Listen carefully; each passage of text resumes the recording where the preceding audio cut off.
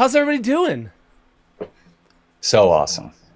It is so great to see all of you guys. I can't tell you how good it is to see you. Oh man, dude, long overdue. Long Yeah, overdue. totally, totally. So thank you for doing this, guys. I want to talk a little bit about Wild Magic. I do have a little preamble that I could read later, or if you guys want to hear it, I could. I want I, this to just be a conversation, by the way, because I know you guys so well, so we'll just talk about a bunch of stuff. But I'm gonna read you this preamble, and you tell me if I get anything wrong or if whatever. However, you tell me. One of the things I like about director Sean Dunne and producer Cass Greener's work is their ability to lean into the people that society might otherwise have looked the other way on, to point their camera at the unheard, the unseen people that live in the creases of society, and get from them a kind of wisdom that comes from either living on the streets or surviving hard times, or maybe just even outside what the world would call normal. Two of my favorite projects from Very Ape TV, Sean and Cass's production company, is The Archive, about a blind man who can't afford to maintain his very extensive and very rare vinyl collection, and his plea for someone to take it off his hands and continue to care for it. And of course, American Juggalo, a fly-on-the-wall visit to the Gathering of the Juggalos, a massive carnival/concert for fans of the Insane Clown Posse. Sean and Cass's newest documentary, titled Wild Magic, is a self-described kaleidoscopic road trip through modern mystical Americana, revealing the hidden magic that's happening all around us.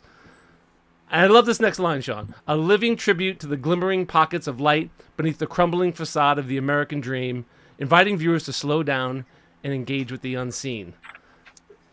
Guys, you killed this one. This one's amazing. It's so good. So, how did I do on that? oh, perfect. I couldn't have asked for anything better. We haven't had a good.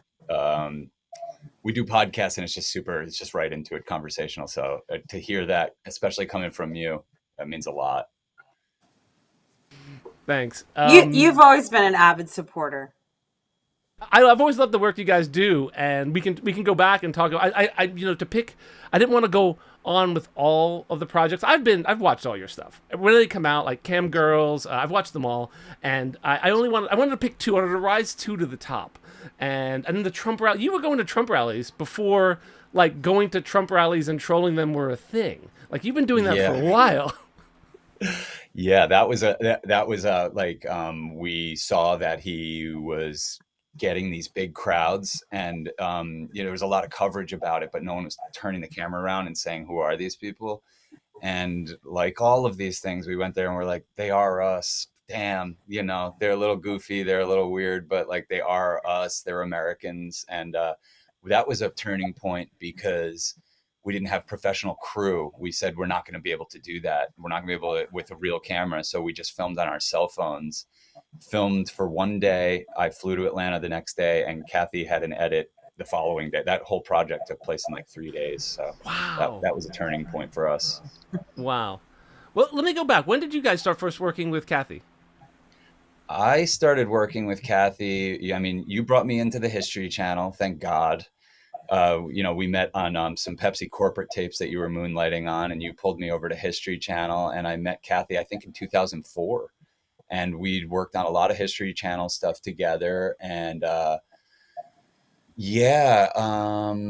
we started working together on a film called Man and Van, which was my second short film attempt at a short film or something. And I knew I loved working with her. She was my preferred editor and everything. And then we started this collaboration that I was like, well, this is the only person I can work with on these things, because we could bust them out so quick because we have the same taste, and we shared the same taste and passions.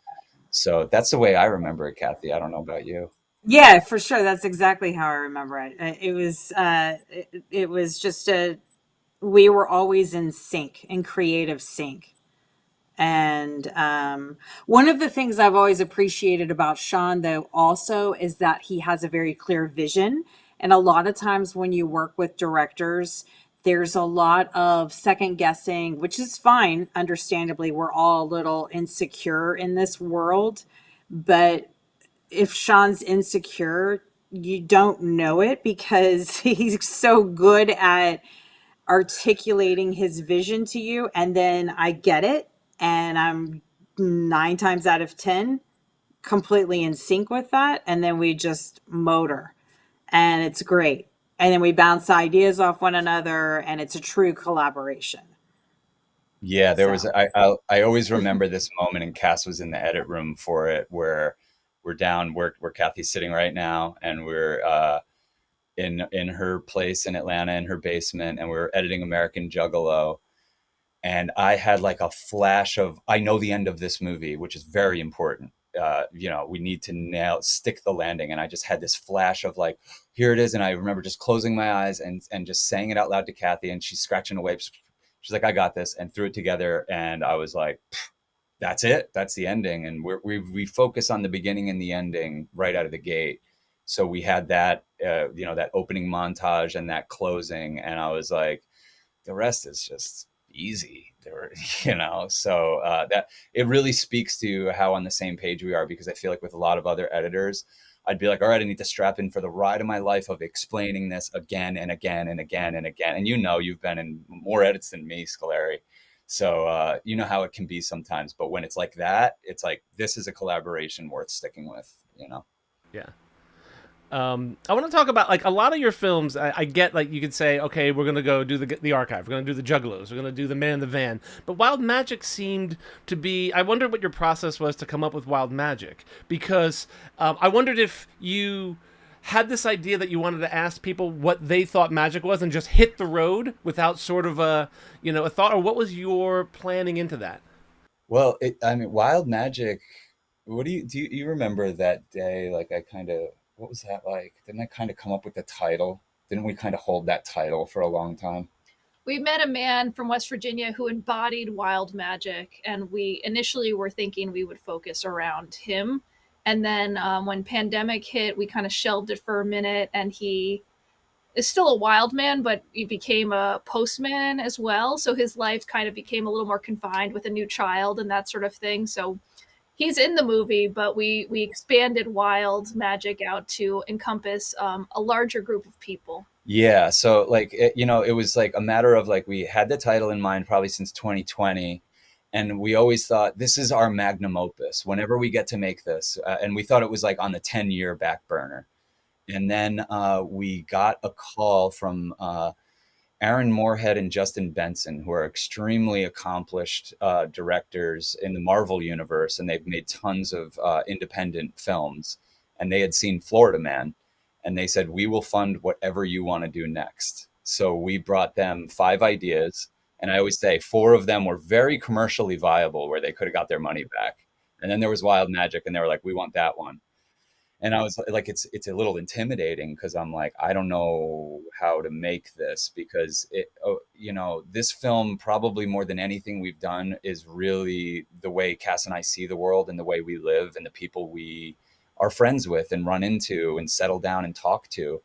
So I thought, we're gonna just have to hit the road blindly. And it is that's going to take a lot of confidence, and we're going to have to put a lot of trust into the angels that surround us, our documentary gods, and just put trust in them and hit the road. And literally we got in the car and just aimlessly started driving westward, and the sun was setting. We said, let's pull over at this truck stop and capture the sunset. And as we're filming the sunset, the first guy that appears in the film comes pulling in. What are y'all doing? And we said, we're making a film about magic. Oh, magic. And then he just dropped in and then the second person we filmed was a trans woman who was, offering her services, I guess, in the parking lot there. And she talked to us, and we left that first random, like, it was a pit stop to capture a sunset and use the bathroom. And I was like, we're making this movie, or actually this movie's making us. We got to listen. So all of the places that we thought we were going to go, temples, spiritual leaders, yogis, all of these types of the priest class, the self-anointed, went instantly off the table. And we said, we got to go focus on the wild part of Wild Magic. It's happening all around us. It's actually a lens it's like a prescriptive lens we need to start seeing the world as, and it can happen through anyone. And so it really just became a mission of just being drawn to the right people at the right times, and barely even asking them about magic, barely even bringing that up, just they almost cosmically understood what we were doing. And It comes I through, think it man. provided a You can lot of feel really it. interesting stuff. Yeah, you could totally feel it. Like, I think after a couple interviews, I started to gather that they were all sort of tapping into what they felt magic was, and whether they called it one thing or another, whatever they sort of channeled it through, it was their version of magic. And I think after a couple interviews, you start going, "Oh, here's a new character. What's his magic? Where does he see magic?" And it really Yep. became intoxicating after a while. And I wanted to ask you about your process, though. When you meet somebody, right? And some of them you may or may not know, but when you find someone you're like, "Oh, this guy's got a great story. We got to talk to him." How long do you spend with them to get to the point where they're so comfortable with you? Because it feels like they like you have a camera, right? And people nowadays are very like, "Oh, don't," So you have to have this disarming way. How long do you spend with them to get them into that state? The amount of that you see them on camera, usually. Really? I mean, Kathy can attest to this. Like, we'd show her the footage, and it'd be like, that's the whole interaction's on camera, and it's 5 minutes. So it really is. I mean, and this is like really the shit you got to earn over 20 years of doing this is like, you get what you give in this life, and we have cultivated chill vibes somehow. And I think it's our love and our attraction towards each other. Like, it feels super foundational. But this was the first movie that like Cass was holding the camera and I was holding sound equipment. So it would be really like as much as we wanted to spend time with them before we were shooting, Cass quickly realized like, no, we got to shoot as soon as we get there. And so it's almost like people understood their marching orders before we showed up. There's a lot of weird stuff like that going on. So yeah, there's some people that we chose to spend 4 hours with, like the guy Daniel Sage in there. He types out a poem towards the beginning and he reads it to us. All of the footage we got of him was in the first 20 minutes of us hanging out, but then we spent 4 hours with him because he became an instant brother. And yeah, I mean, each story is different, but like really did not we had to keep it moving. I think it's a testament to your style, Sean, where you can get in with people and within moments, people feel like they can open up to you. And I think you're right. It's what you get from doing this for a long time. Yeah. And also just from, I've been through a lot, and I feel like people can feel that in your like energetic auric fields. Like he's a chill one. He's a trustworthy one. Others have trusted me before. It's not something you have to explain anymore when you cultivated enough of it. It's a hard thing even for me to speak to. I get almost superstitious, Well, the next question I have, I hope it doesn't cause a fight between you guys and Kathy, but there are so many good characters in this film. Who would you have liked to see more of, and and Kathy, you probably were like, we just can't. Was there anybody you wanted to see more of?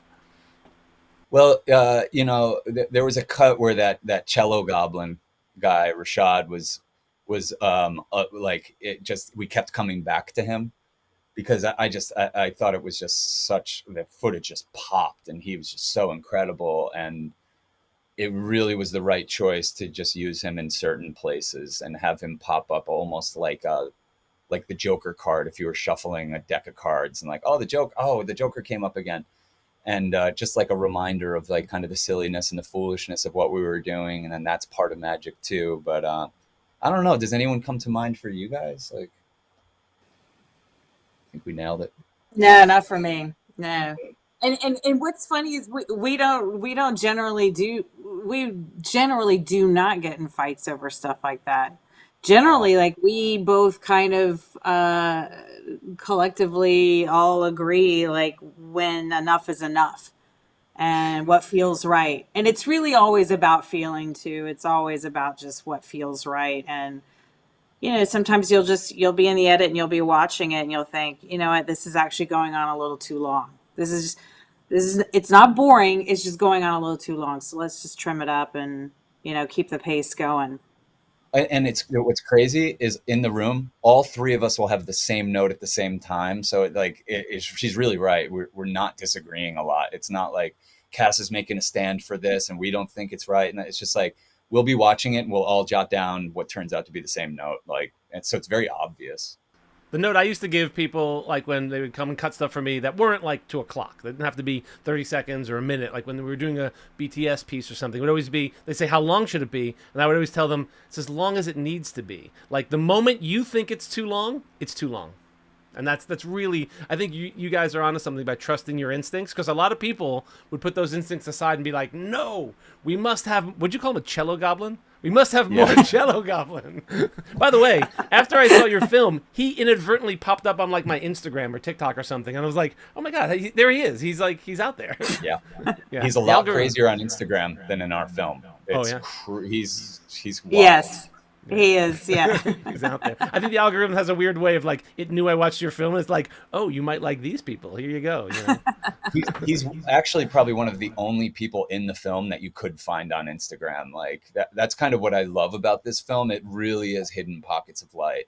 These aren't people that are easily found. They're kind of contained in everyone you meet if you give people the chance and if you kind of play with their best qualities. Yeah. Yeah. I want to go back to something you said. It wasn't a question I had written down, but you talked about the producers that you were working with who helped fund this film. And I wanted to just say, you know, how nice it is to work with people. Like, I get it. Like, you were approached by some people with money who said they wanted to fund your documentary, and you gave them a bunch of commercial ideas, and they picked the one that you wanted to go with. Because I think it says a lot about having good creative partners that support your vision to go out there and do that. So I want to give a quick shout out to those guys. I don't know them personally, but it really is amazing that you're getting to do the films you want to do in the way you want to make them. And I think in this world of like, oh, but it's got to sell and it's got to have a star and we have to recoup our money, it's so nice to see like pure art being made and putting up there and being like allowed to express itself. So I know there's not a question in there, but I just really enjoyed hearing that. Yeah, I'll just say shout out to their company's called Rustic Films, and they not only do this for us, but they do it for a bunch of other people. This is their first and only documentary they've worked on so far, but I think it was a good sign that they found us through Florida Man of all of our projects, like because that was really vibey and loose, and we not purposely, it just ended up being an awkward length that there was no film festival that would want it, there was no Netflix, there was no option other than to release it to the internet for free. So that film is imbued deeply with the spirit of what Kathy, Cass, and I love doing together. So the fact that they arrived at they washed up on our shores through Florida Man, we knew we could do whatever we wanted with Wild Magic, and we did. Yeah. You know, Kathy, I was hoping for more back and forth, like, of you guys fighting back. I wanted to hear, like, I told him this and you told him that. And I wanted, because one of my other questions for you was, like, what's it like going through? I would imagine they would come back from the field with hours and hours, terabytes of footage, and you're sitting there watching it, probably real time, because it looks, in my mind, you've shot a ton, and then Kathy's back at home, like, literally scrubbing the footage for those little tiny moments that could get lost if you're just scanning through it. So, Kathy, what's it like when you get a drive from them to watch that stuff? Well, so first off, I should say this is the first film I've ever worked on with Sean that had this much footage. In general, he's very good about keeping it realistic and reasonable. And so when I do get the footage, I do have a habit of watching every single frame. That's just me. Like you just don't know where the magic's going to be, where the special moments are going to be. So I watch every single frame of it, and it is totally reasonable and totally, doable in a certain time frame. And I do like to be alone with it for a while before Sean and I get together, so that I can just start like getting to know the people and getting to know everyone's stories and finding the connections, finding what speaks to me. And it's also important that I don't speak to Sean or Cass beforehand, because they're influenced. And I want to see like what speaks to me first, what jumps out at me first, and then compare notes later with them on, who are we in love with, who's definitely making it into this film, and so on. But this film was different because this film was shot over a larger period of time. They, travel across the United States to various cities over the course of, what was it, like 2 years? Years, yeah. And so it was a lot more footage than what I'm used to getting. And, we were trying to meet a deadline too. And usually we're a little more loose. And so this time with the deadline looming, I was like, okay, go ahead and tell me who do I not need to spend so much time with. And so we went back and forth on that, and that was super helpful. And then by the time we got together, we were already a well-oiled machine on that particular film. And so it was, yeah, it really, but yeah, usually it's not that bad. Usually it's very, again, like a manageable amount of footage, and it's enjoyable. I love it because I haven't been out in on set or on production with them, so I love it. I get to know everybody, and there's this weird creepiness to all of it too, where like I get to actually know these people, and then sometimes in real life I meet them later on and I feel like I know them and they don't know who the fuck I am. And it's very it's very weird because it's very intimate being an editor working on a documentary and getting to know people's very personal stories. And but anyway, that I'm digressing. But yeah, no, it's with Sean, the process has always been very straightforward. Also about looking for little gems. I want to talk to you, Cass, for a minute about the B-roll that's in here, because I think your philosophy to shooting the people, how you found the people, looked like it translated to your B-roll that you were shooting, which is like, I was looking at some of your B-roll and I thought, I don't think I would have noticed to shoot that. Like there were moments that you found the beauty in that ordinarily might not have been like jumped out like, oh, that's a beautiful frame, and you found it and you shot it and it was absolutely beautiful. Can you talk a little bit about what, like, is B-roll for you like just finding those, like, that must be a full-time job, just finding those moments?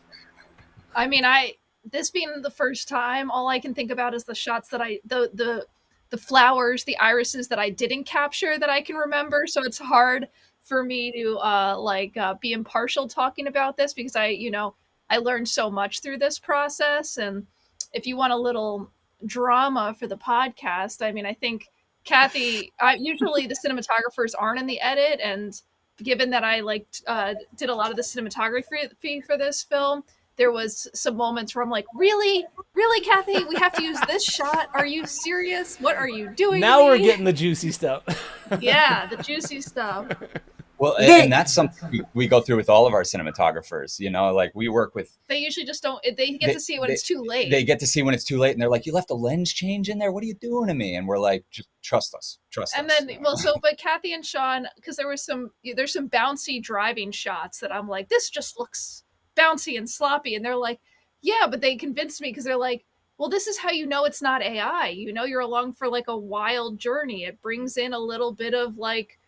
Something that's not too precious, so I trust them implicitly. So it is kind of one of those things where you just kind of work through it. And not that we wouldn't have hesitated to curse Cass's cinematography, but it was so on point. It was really good, Cass. You did great. We will sit in the edit being like, this motherfucker. God damn it, they blew it. Yeah. They didn't get the focus. Like, right. We didn't have that with this one, and thank God, because it would have been awkward. It would have been like us sitting there like, Cass, there are moments that, like I said, I was like, I wouldn't have thought to point the camera at that, and then what came out was something so beautiful. So congrats on that. It was really, really nice. Well, I want to shout out Joey Lipstein, who he started doing the cinematography for this, so he really established the look and did really beautiful work. And he's a beautiful presence behind the camera that like brings out the best in people. And I just have another thing with Kathy's involvement, because literally on that first, like, we're driving westward into the territory and we don't know what we're gonna get, is when we were booking Kathy for this. And Kathy and I hadn't worked together in 6 years because COVID make us all go broke. We have to go and just take every job that we can. So Kathy just wasn't available to us for 6 years. And I was so excited that she was taking on this job. And we were calling and I was explaining to her what this was. And she was in a funk because she had lost her mother previous to that, if you don't mind me saying, because, Norma Jean meant a lot to me too. She executive produced our first film and she was a big supporter. And so Kathy was in a little bit of a funk. And I remember her saying, let's make the best thing we've ever made. And I was like, oh my God. Okay. I don't even know what we're making. I don't know what this is yet, but that echoed around in my head the whole time. And it was really awesome that Kathy was the editor on this, because I feel like she doesn't come from this world of this kind of stuff. So I knew when we got back to the edit, if it worked on her, it was going to work on everyone. And she was in tears half the time in there. And I was like, I remember just like elbowing Kathy. Kathy's being moved by our raw footage. We got something here. Yeah. And literally the way we put it together is I wrote every single bit that we filmed on an index card and laid it out. And I would just keep saying, all right, maybe that belongs here. Maybe that belongs here. And Kathy's so good. She would just take a look at it for 1 second and be like, okay, cool. Well, now here's that film. And we'd be like, yeah, let's switch this. And it really didn't take long, but she set the bar really high. And we held that intention through all of the shooting and through the editing and through the color correct and the sound design and the score.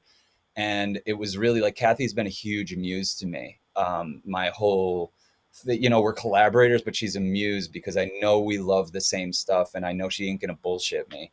And there was no getting around how it was affecting her. So I was just filled with confidence in the edit, where previous to that, I was like, I don't know what we have. I really don't. I just shot for 2 years. So tremendous help, I can tell you from my perspective, thank Kathy, you. when I worked with you, because it's no secret, we've all worked together previously. I remember when I would give Kathy stuff, there would always be a confidence. Kathy, you'd always have it back, and some editors you have to give very, very precise notes how things need to be. I think Kathy, you were the opposite. You were like the more notes is like, I'm gonna do this. Don't worry, it's gonna be great, and we always trusted that it was.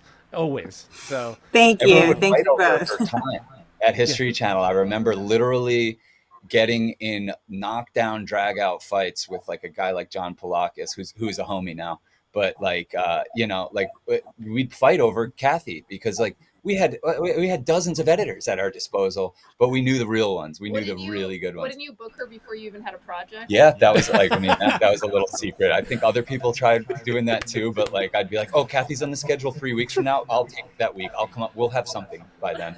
Okay, because we're talking about History Channel, I do have queued up a little video I'd like to show you, and I want to tell a story to the audience because Sean, this team is so great, and I remember the story I'm going to tell, you may know, is about America's Most Loved, and I tell the story all the time because as the story goes, we were in like a ratings race, History, Discovery, back and forth, and we were beating Discovery on the night that Pawn Stars and American Pickers were airing.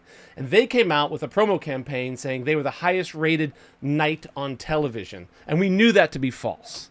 And so my bosses said, you got to go out there and make a promo that says, no, we're the highest rated on whatever night. And I said, you know what? We're not playing this game.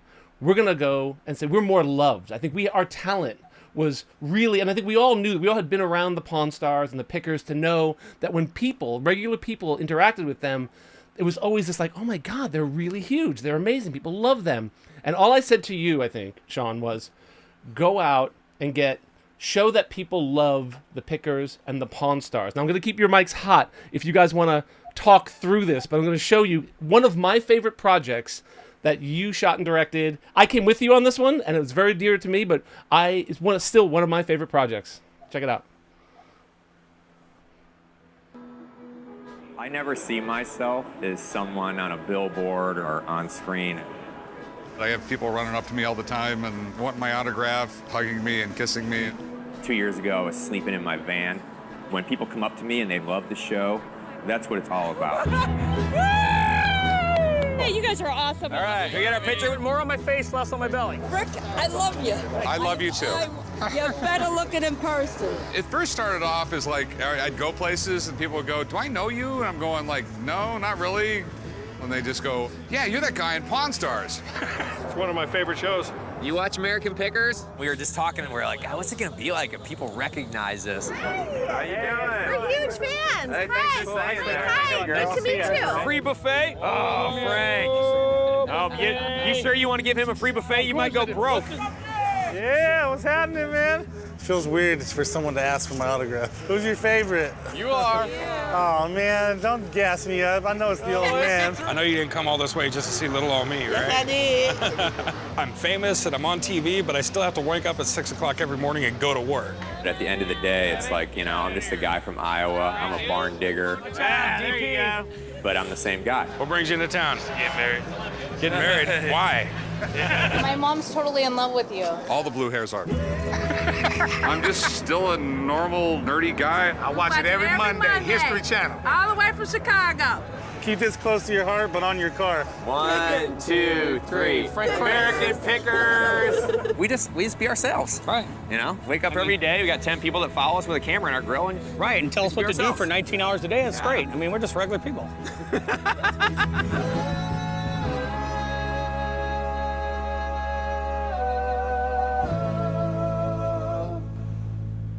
Damn, we were good. I didn't What- realize how good we were. I never have seen that in however since it came out. And Probably 10 years to me, ago. I watched More. that, and it's all Hillary and Kathy. Hillary Spira, the cinematographer, and Kathy choosing the moments that I think would end up on the cutting room floor with anyone else, that just bring to life that imperfection of humanity, those throwaway moments. And we got that Dawes song in there, which they're dear friends of ours as a band. And yeah, and having you as a creative director really let me run wild and try some things. I can't speak to that enough.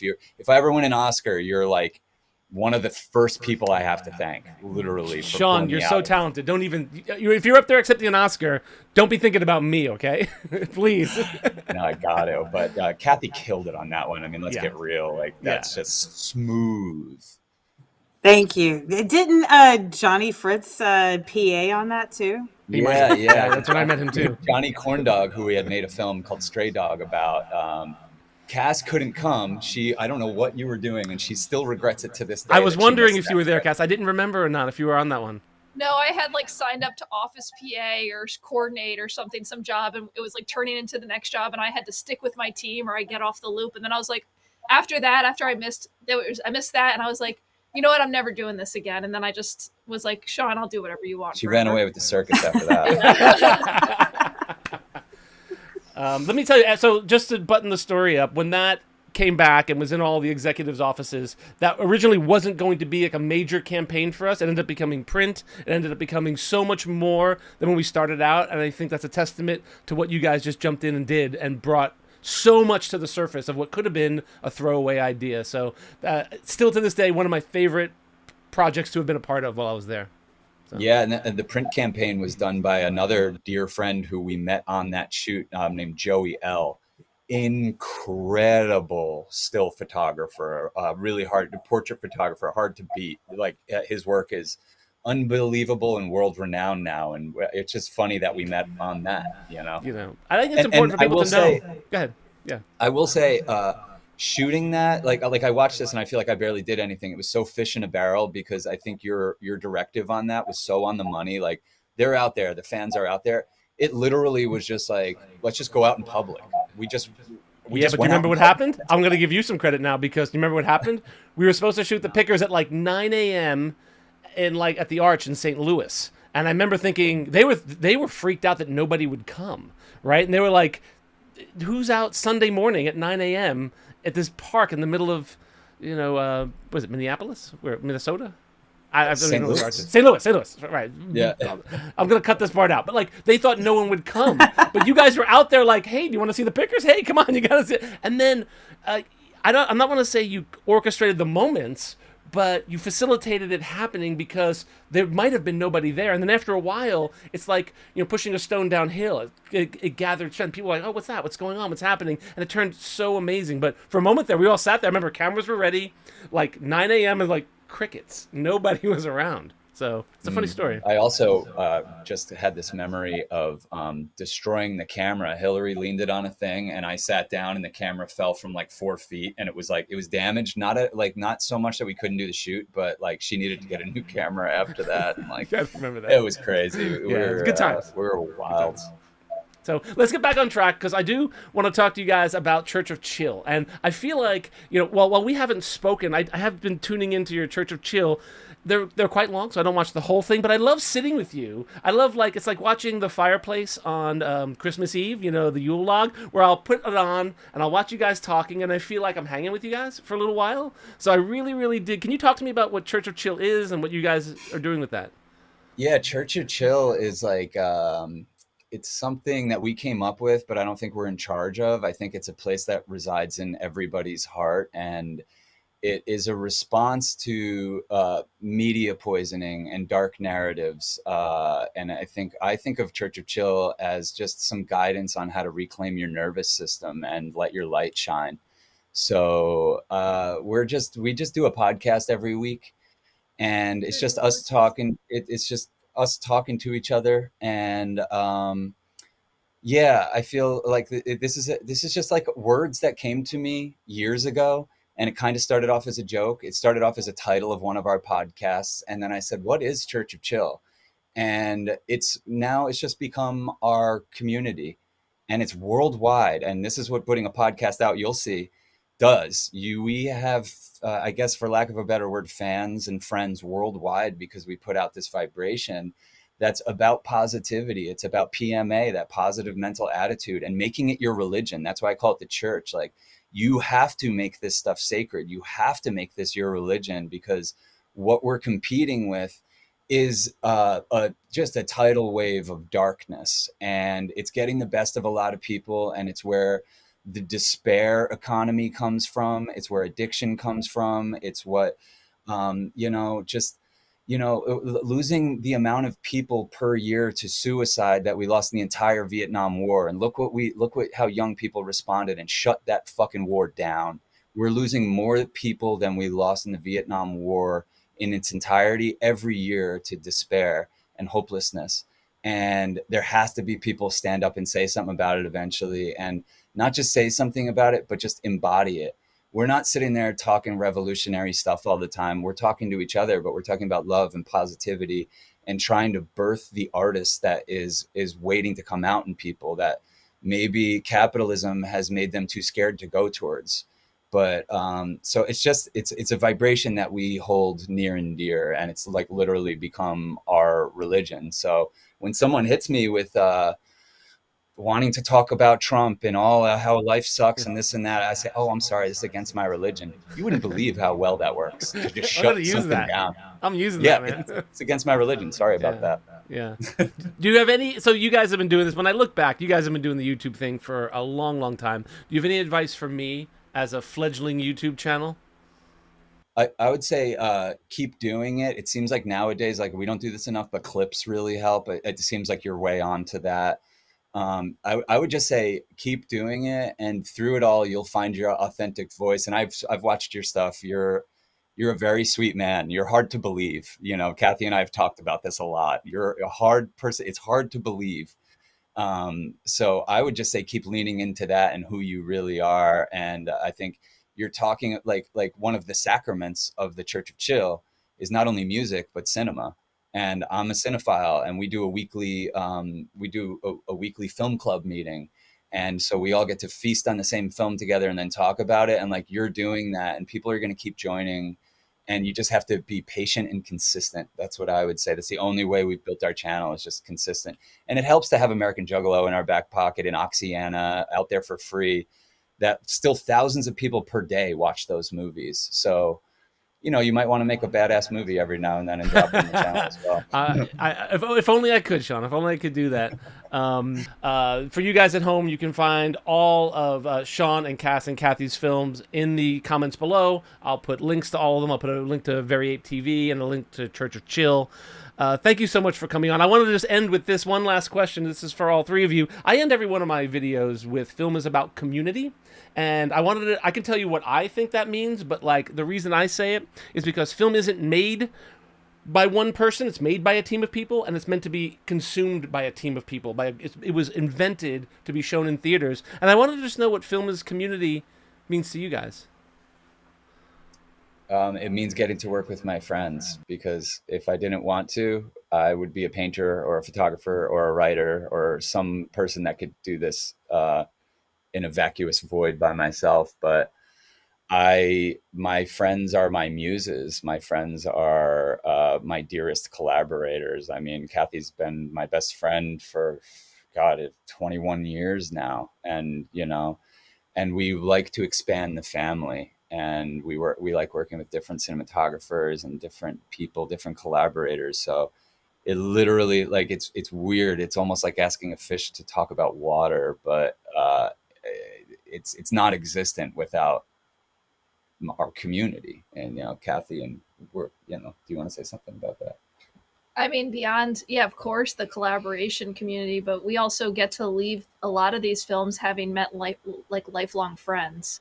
So it's like a very mycelial network of connections, and then people that Kathy then gets to meet and be like, you know, this is who edited the film, and these and now like Johnny stays at her house, you know, and Yeah. we're all about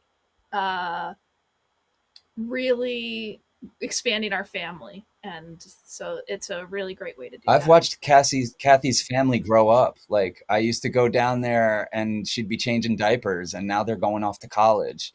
Crazy, And, right? you know, I know. like this, you know, this vernacular that we all speak in are quotes from our movies, and we don't even realize we've been talking this way for so long. Like Kathy and Marty speak in quotes from our movies. We forget which even movies they're from. They just have been absorbed to us, things people have taught us along the way, you know? Yeah. It's cool. Kathy, you want It any is last cool. words? I'll just, you know, I'll piggyback on that since they both touched on collaboration and the friends made along the way. I'll just say for film as community, I'll say for me, watching films, being a fan of films myself, and, you know, just immersing myself in films, I feel connected to other viewers when we can talk about what the film meant to each of us and like what we picked up from the film. And it's always interesting to me to see how people interpret films and what moments they took and what they interpreted and how they felt and all of that. And I love that because I learn from other people. And it also makes me look at films different than the way I initially, what I initially took away from it. So that to me is why film is community is so important. It is a collaborative experience as well as a collaborative art form. Yeah, Anyway, it really I'll let is. you guys get back to your worlds. Thank you so much. Thank you so. I can't even thank you so much. And guys, congrats on the film. It really is.